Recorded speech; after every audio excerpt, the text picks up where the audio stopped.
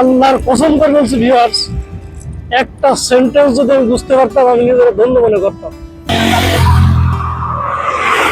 এটা দিয়ে গেলাম আপনি দুপুরবেলা খাওয়া দাওয়া করবেন।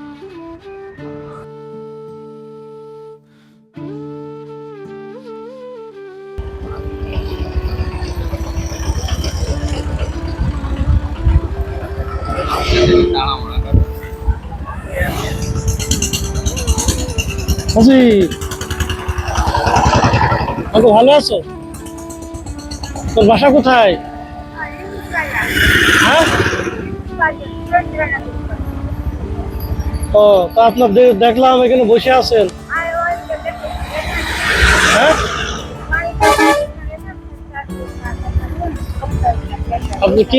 আপনি কি করেন? হ্যাঁ,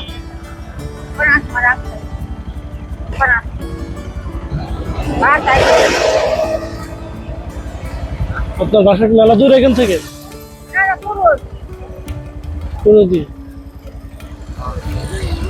খাওয়া দাওয়া করেছেন?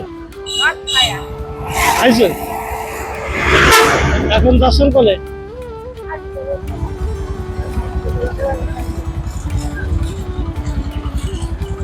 খাওয়া দাওয়া কোথায় করেছেন?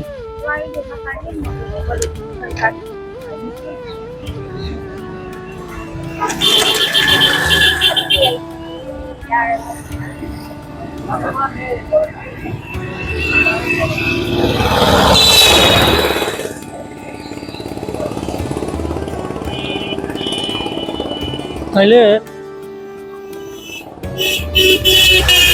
আপনার কথা তো কিছু বুঝতে পারলাম না। হ্যাঁ, এখন আপনি তো নাস্তা করেছেন?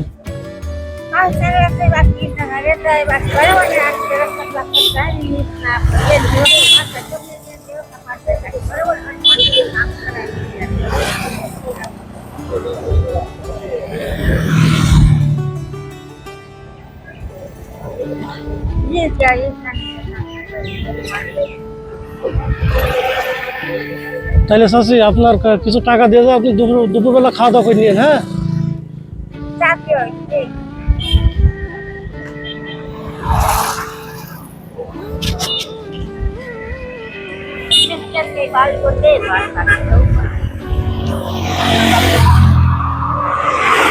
এটা দিয়ে গেলাম আপনি দুপুরবেলা খাওয়া দাওয়া করবেন।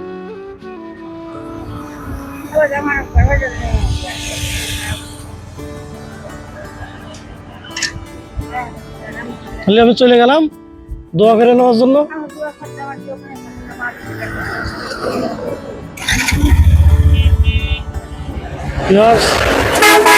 আমার চাষির দাঁত নাই, এবং দাঁত না থাকার কারণে তিনি যে ভাষাটা বলছেন সেটা আমার বোধগম্য না। আমার কাছে মনে হচ্ছে বিদেশি কোনো ভাষায় তিনি কথা বলছেন।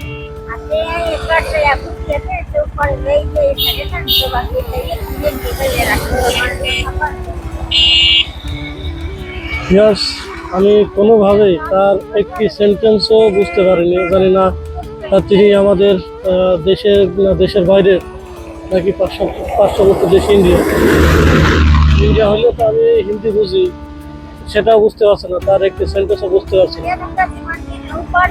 যাই হোক, তাকে দুপুরবেলা খাওয়ার জন্য কিছু টাকা দিয়েছি।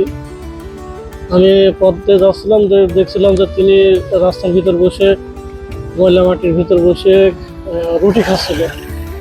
আমার মনে হয়েছে লোকটাকে একটু হেল্প করা প্রয়োজন, সেই দৃষ্টিকোণ থেকে গিয়ে আসলাম। কিন্তু তার সাথে কথা বলে তার যে মনের দুঃখ, তার যন্ত্রণা এবং তার কোনো প্রবলেম আছে কিনা সেই জিনিসটা শুনতে পেলাম না, কারণ তার একটি ভাষাও একটি সেন্টেন্স আমি বুঝতে পারছি না। আমি তার থেকে বিদায় নিচ্ছি। চাচি তাহলে থাকবেন, ভালো থাকবেন। আসসালামু আলাইকুম।